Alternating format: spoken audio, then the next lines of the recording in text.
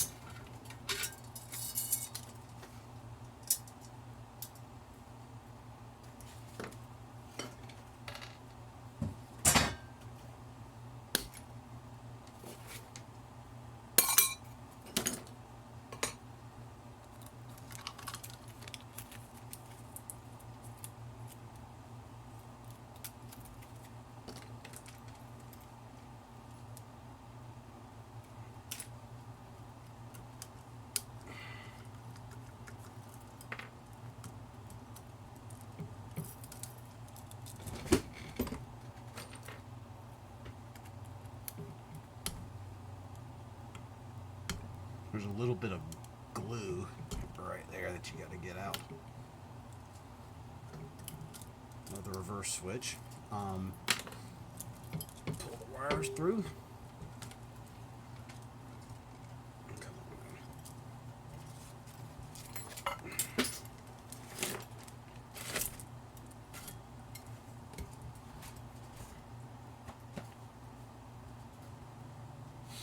Dang, where'd my wire strippers run off to? I'm gonna pause the recording. I'll be right back because I just had to kill a hornet and they had to use them. Alright, I is back. Alright, key points here. You're gonna notice something I do not do. Do not ever pull the wires out of the switch. Cut the 4 wires, the white, the red, the blue, and the brown, halfway. And then use a small screwdriver such as, or a paper clip, or something else. And there you have your wiring harness. Come back here, motor.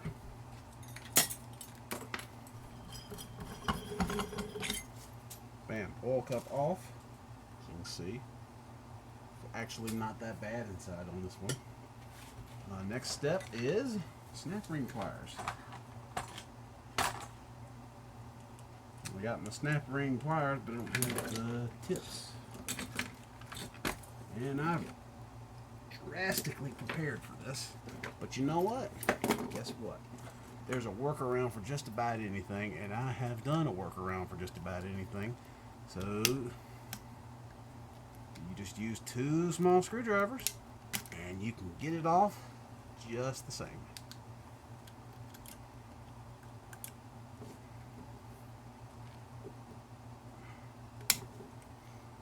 Come on now.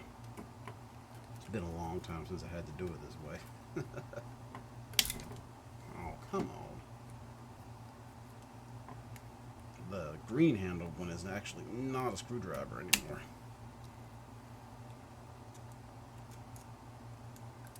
I'm using it, I use it solely as a pick.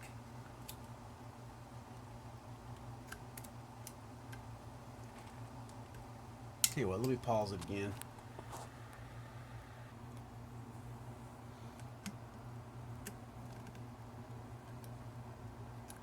There's always a solution to every problem, if you think about it.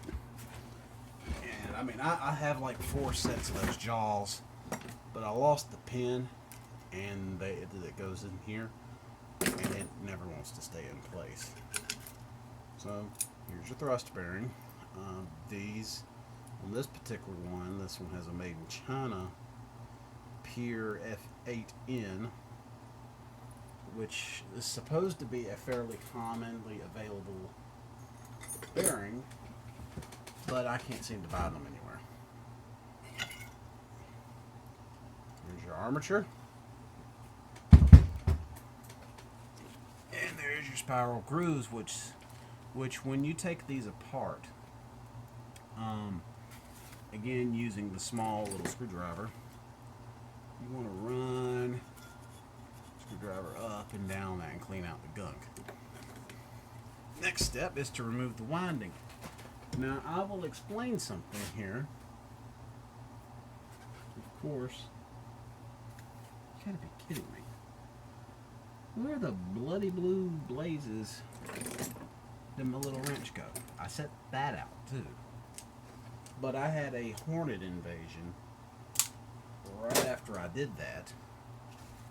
And so I got discombobulated and I may have set it somewhere.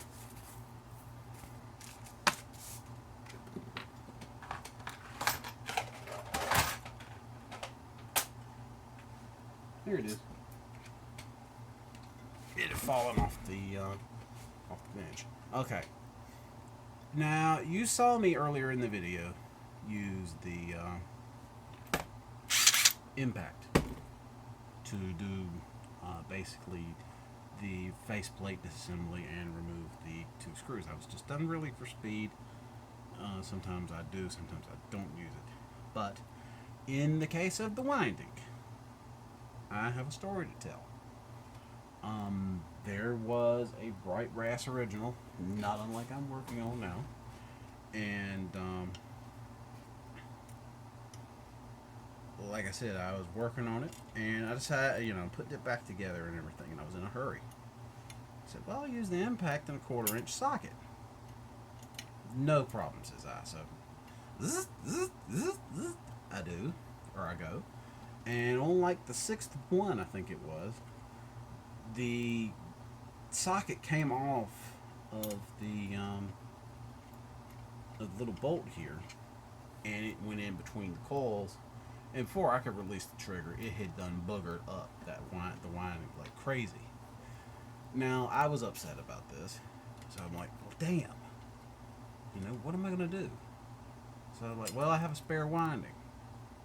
So I had purchased the spare winding on eBay. And so I put it in, and I just was like, well, I'll be more careful next time. So I did it again, and anyway, I got it in there just fine. And no problem.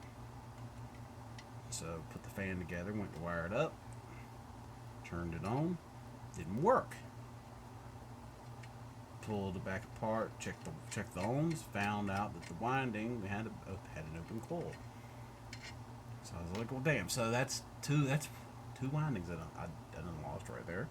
So then I said, well, I've got a junker fan, and this is just to show you, not necessarily how I engineer stuff, but I have the parts to do a lot, so to speak. Like,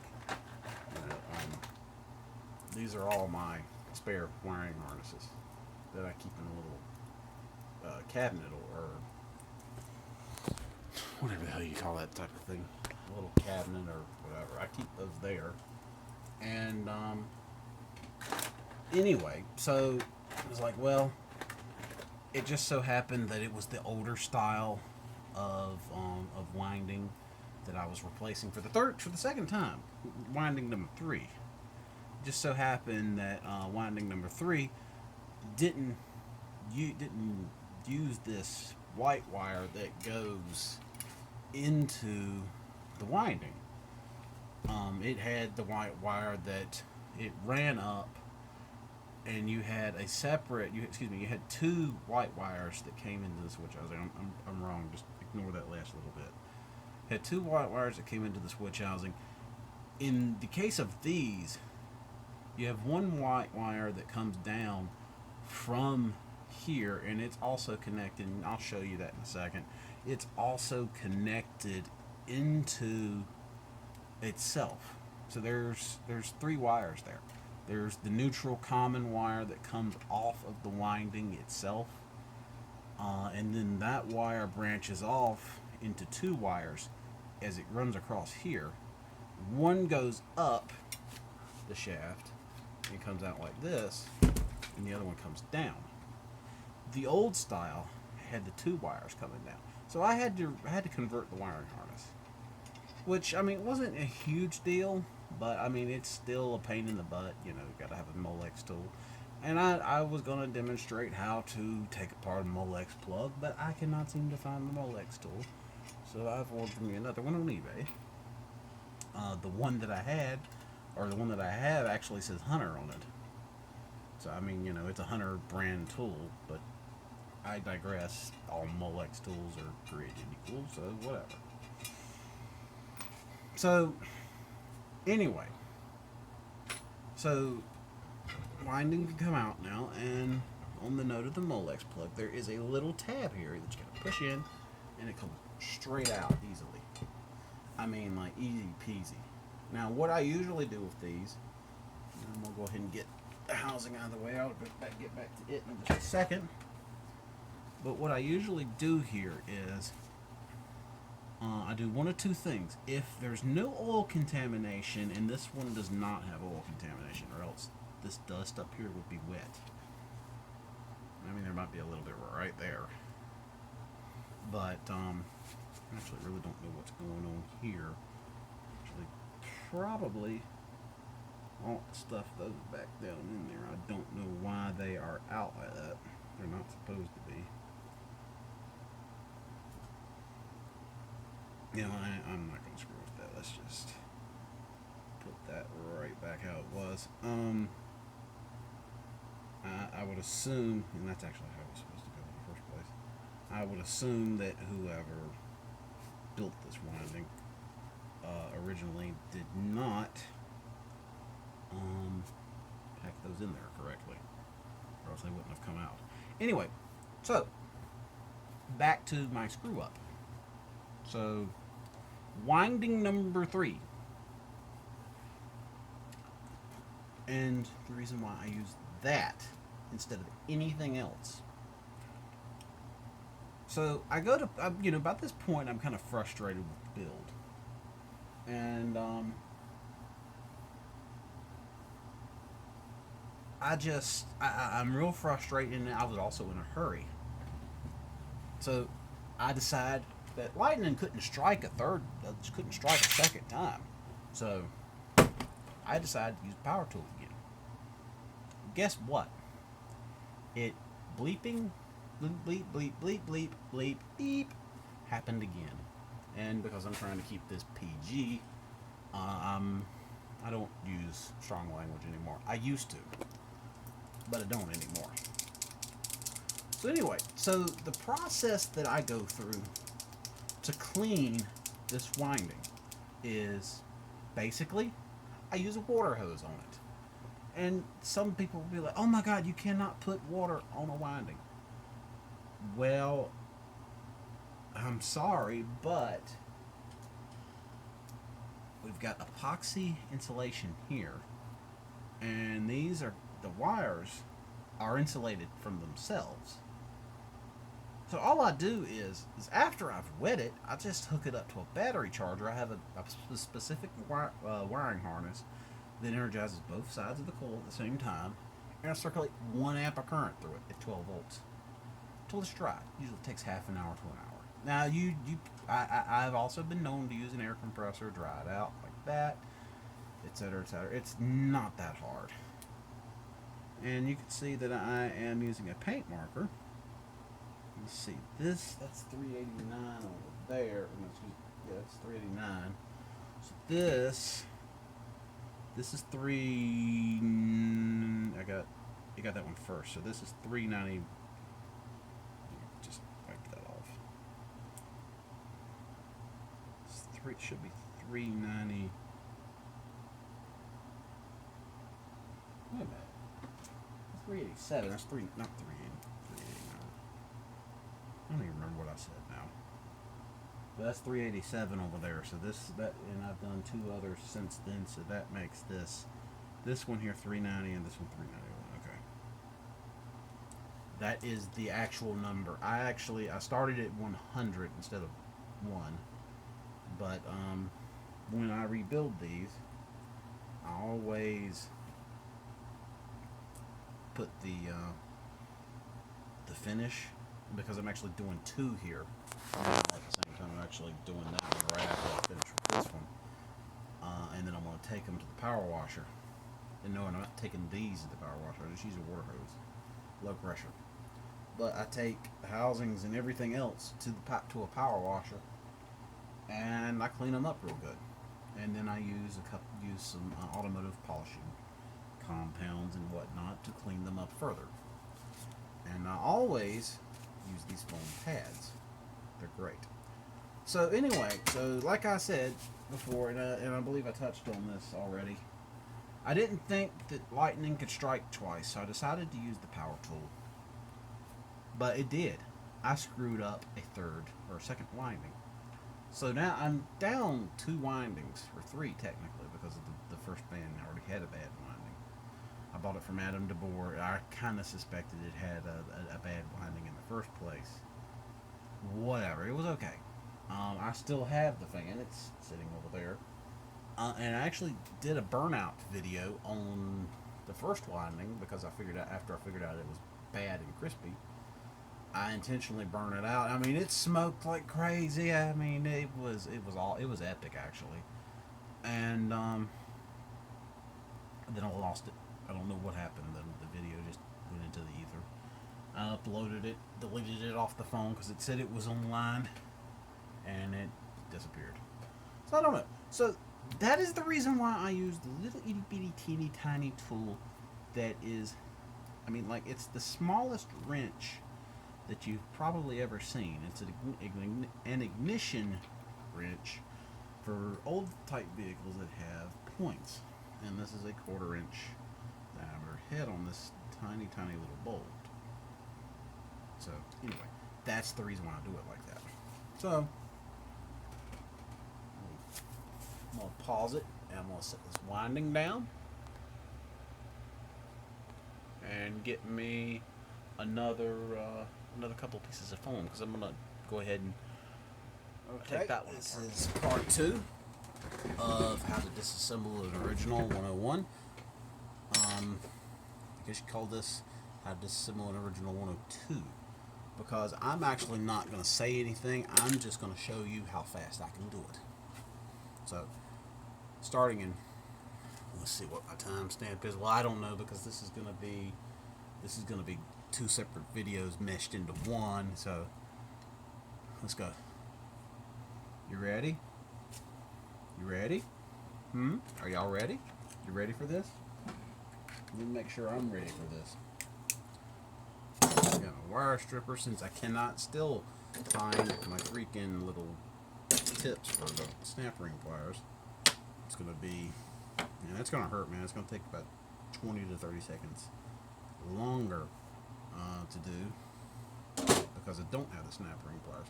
But I got my wire strippers, my little screwdrivers, my little itty bitty wrench, and that's really all I need. So let's go. Let's roll. I mean, this is already off, but in 5, 4, 3, 2, 1, go. Like I said, I'm not really going to speak a whole lot. Just going to show you what I can do.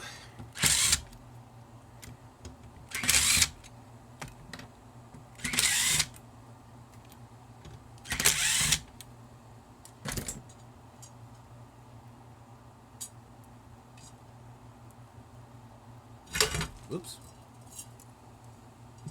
Sometimes I come off there like that.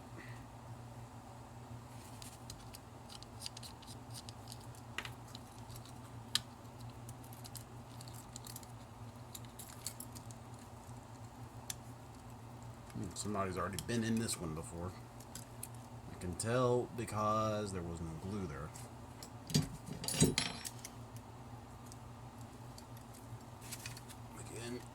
4 wires,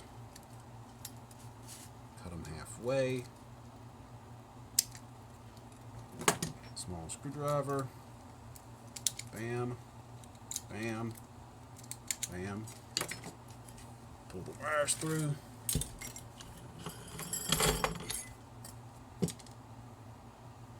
small screwdriver, and again, because I don't have my freaking snap ring pliers available, this is how I'm doing it. Should be able to do it like so.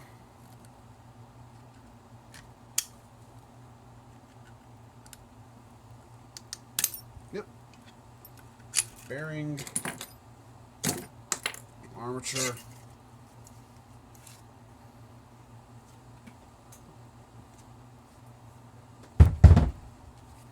and I mean, you know, you could call the time at this point here now if you really wanted to, because most people, that's as far as they're going to go when they take these apart. But I do full rebuilds, including re-insulating the windings, etc., etc., etc.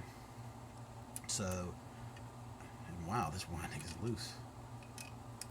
Only seen that one other time, but that kind of supports the theory that this fan has been gone into before.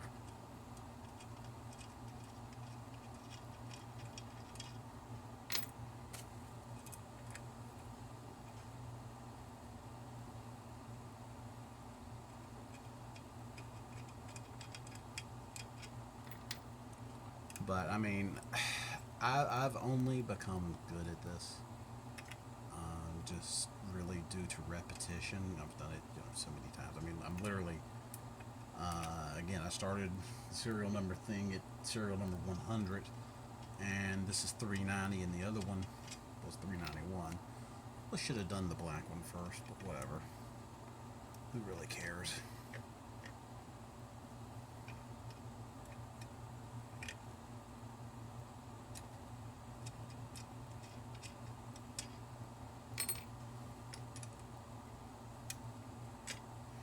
There's no need to take the wiring harness out of the fan unless all these are twisted up.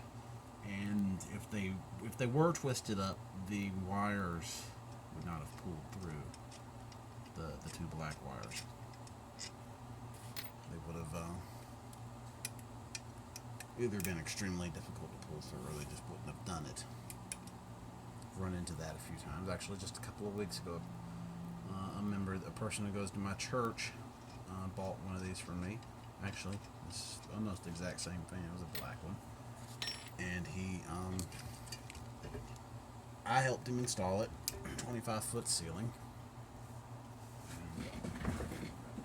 Marker again. You're gonna see me write BLK. Well, you probably can't see it because I'm way over here with it. BLK, which means black, and number 390.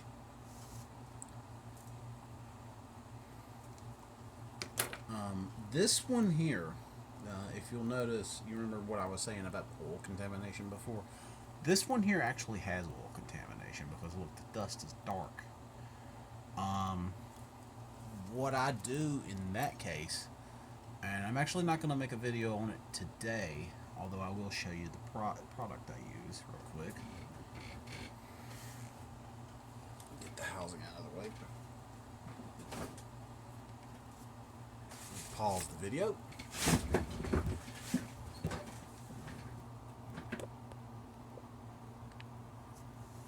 These are the products I use to clean up windings.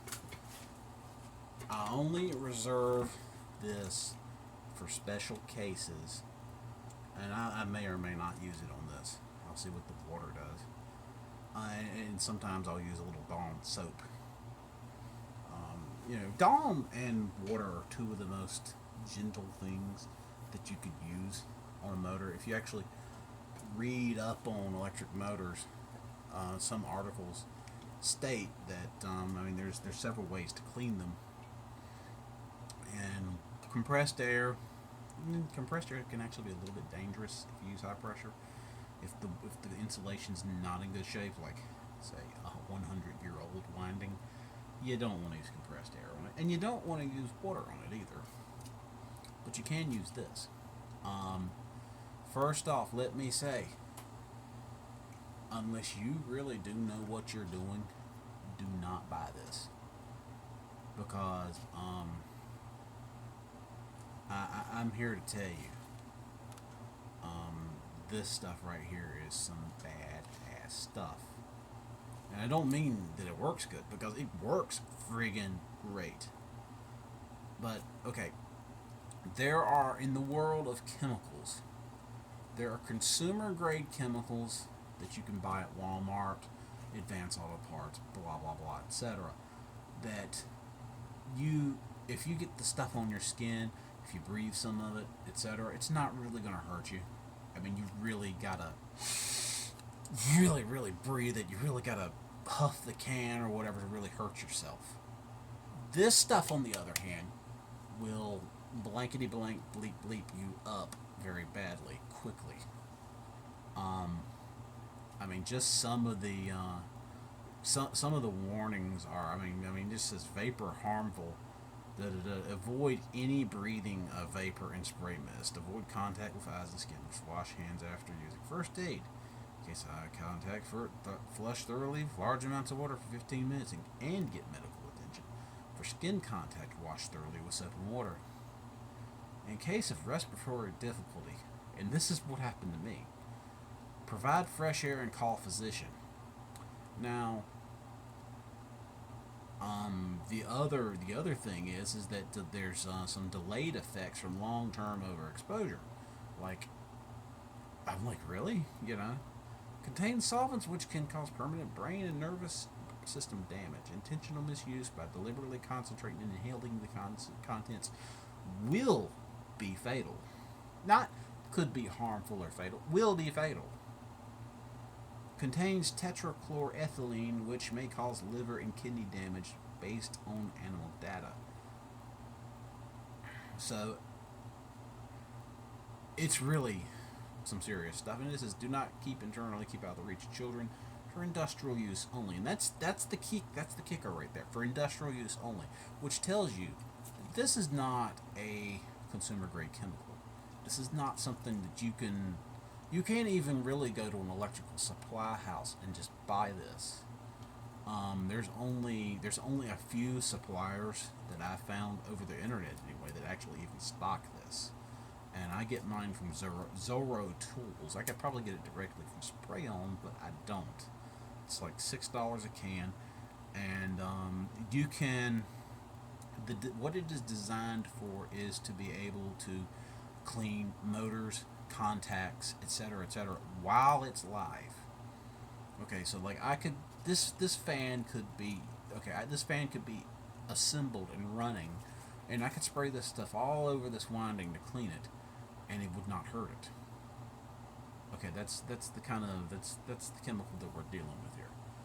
Um, I would like to share the experience that I had with it, and the reason why I am very, very, very against anybody who don't know what the hell they're doing. Excuse me, anybody who does not know what the hell they are doing from buying this and using it, because I'm here to tell you, it will screw you up. It will kill you. It is just that bad. The health rating on it is 3 out of 4.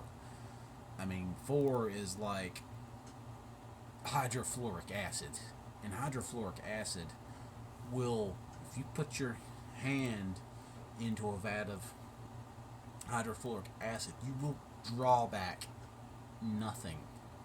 Hydrofluoric acid is bad, and even at low concentrations, it will kill you. Okay, I mean it's this. I'm telling you, this is some bad stuff, and I cannot drill this home enough because of my experience, and I'm gonna get to that now. So I bought this stuff. I've been using this for years. It's bad in its own right, but I read the warnings on this just as I just did a moment ago, and I took it outside, and so I started spraying away, just spraying away, cleaning the winding, I'm like, man, this stuff's working good. About that time, I got a whiff of the vapors, and it was just like instantly. I could not breathe. I had to go instantly. I mean, and I'm telling you, I peed out completely clear liquid that had no smell for 3 days, and then it went dark brown, which meant that my kidneys were trying to shut down. I couldn't breathe. My legs were swelling. My blood pressure was high as hell until it, finally got out of my system, and that was just from one breath of vapor. And I may have gotten a little bit on my hand too, or hands. So ever since then, I bought 3 cans of this stuff, and I was expecting when I first bought it to just be like, oh man, this is just going to be so great, blah, blah, blah. I'm here to tell you right now, it is great, but it's dangerous as hell. So, my final word on it is that unless you really, really have a winding that is all screwed up, don't use it. When I use it now, I only use it outside with positive ventilation and upwind of it, which means that I have a fan blowing directly on me, and not just a little fan, a strong fan blowing directly on me with the wind blowing from behind me towards the winding. Plus I wear a respirator. I do not screw around with it because I feel like it like to have killed me. Okay, so enough about that. Again, I'm telling you, don't buy it unless you absolutely gotta have it. This stuff right here, how do you apply it? Well, I mean, the warnings on these are actually, the warning section on this stuff is only that long, but the warning section on this is this long because it's extremely flammable. Extremely flammable aerosol contains gas under pressure, blah blah blah, etc. Harmful if inhaled. May cause respiratory irritation, may cause drowsiness and dizziness. Suspected of causing cancer, so don't breathe it. Don't breathe this. It says, obtain special instructions before use. Do not handle until all safety precautions have been read and understood. Keep away from heat, hot surfaces, sparks, open flames, and other ignition sources. May I point out that this bench here is finished in this stuff? I mean, I knew that it was dangerous, but I wanted an insulated bench, so I finished it in this. I just wanted to point that out. It's very serious. It's even more serious. The way that it reads, it's more serious than this stuff over here. But it doesn't affect you too much. But again, don't breathe it. Don't breathe this. What is that? That dude, the Blendtec blenders. Don't breathe this. Ooh, iPhone smoke or whatever he says. When they blow up something in the blender. So anyway, how you apply it, and again, I'm not actually going to spray any of it on here, but get right on up top on it. Get right up on it. Y'all just ignore me. And spray it. Just spray the shit out of it. But do it outside with positive ventilation, like I said before, with this stuff. Just spray it until it drips. And come back with a paper towel. And I do recommend wearing gloves. Just regular old exam gloves are fine. And just wipe off this inner ring and then wipe out the outer ring. Let it dry for about 10 minutes. And then all over again. And that's how I do it. And 2 coats, it locks all the wires back together. Sometimes they're a little bit loose in spots. And this really binds everything back together. And it's also good for, I think it's it's good for Class F, which is Class F insulation, which is what this is. It is a Class F for 310 degrees or 155 Celsius. Your typical motor, and I guarantee you this has got 40 Celsius Class A insulation on it. And contrary to some people's belief, the class of insulation does not mean that that motor runs that hot. It can mean that, but what it means is that if you have a motor, okay, say, magically, let me back up. If you spray this on a Class A motor, say like an Emerson K55 or Casablanca good Lord, Casablanca XLP 2000, which is a Class A motor, K55 is Class B. Casablanca made this huge deal, and some people believed them, about how the XLP being a Class A motor meant that it was superior to the K55, which is actually not true. The fact that it's a Class B motor means that the insulation on the actual wires, or on the actual magnet wires, is stronger and can withstand higher temperatures. So therefore, what that really means is that if it's 100 degrees out, or 104 degrees, and you have a 40 Celsius temp rise on a motor, that means that if it's 104 degrees, 40 Celsius, that means that the winding temp, if everything is in a perfect world, say the winding is perfect condition, say that the motor is perfectly loaded, not overloaded, not underloaded, that it's going to have another 40 Celsius of temp rise. So therefore, that the insulation must withstand 208 degrees before smoking out. So that means that the case temperature can be as hot as about, allowing for heat transfer, can be as hot as about 200 degrees, plus minus. And I would actually go on the minus side of 10 to 15 degrees of that. And, this could be me talking out my butt. But anyway, so, in conclusion of that little part of the lesson, when you put your hand on a motor, the best gauge of actual motor winding and case temperature is going to be a laser thermometer. You go, oh, it's 120 degrees. But I'm here to tell you, 120 degrees on a motor case is pretty damn hot. It really is. 120, 130, going up to 140, you can't keep your hand on it. It's like, oh my God, that's too hot. But I'm here to tell you, if the motor's not smelling at all, because the insulation, when it approaches the smoke point, it will actually start giving off an odor that it almost kind of smells like fish frying, kind of like trout frying in oil, kind of like it's almost kind of like that.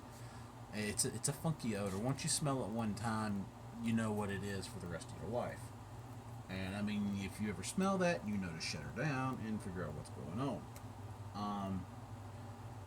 To be honest with you, the best way for you as a collector and or person who's going to repair these in other fan motors or in other type of motors is to get you a small wall wart transformer.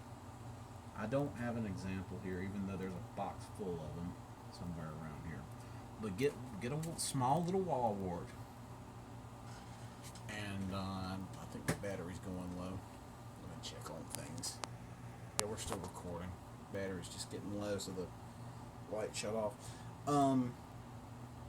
Get you a small transformer, and when I say small, I mean like something bigger than a cell phone charger, because those are solid state that doesn't even have a transformer in it. Oh, the light came back on.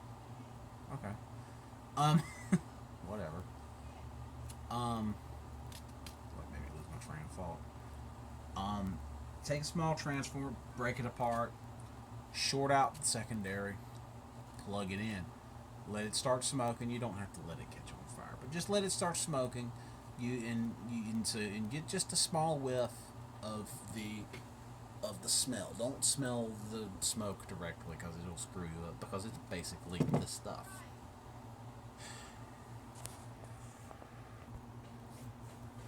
Sorry, I got paged. My dog ran out into the woods. Yeah, he's still in the woods. He went right back out there. I can see him from here. For the Kenny fans out there he is. He's alive. Anyway.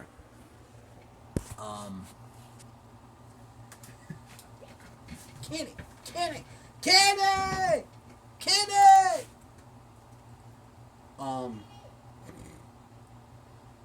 This video is just going to crap. So anyway, in conclusion, that is Brian Hicks's Hunter Original Disassembly 101 and 102.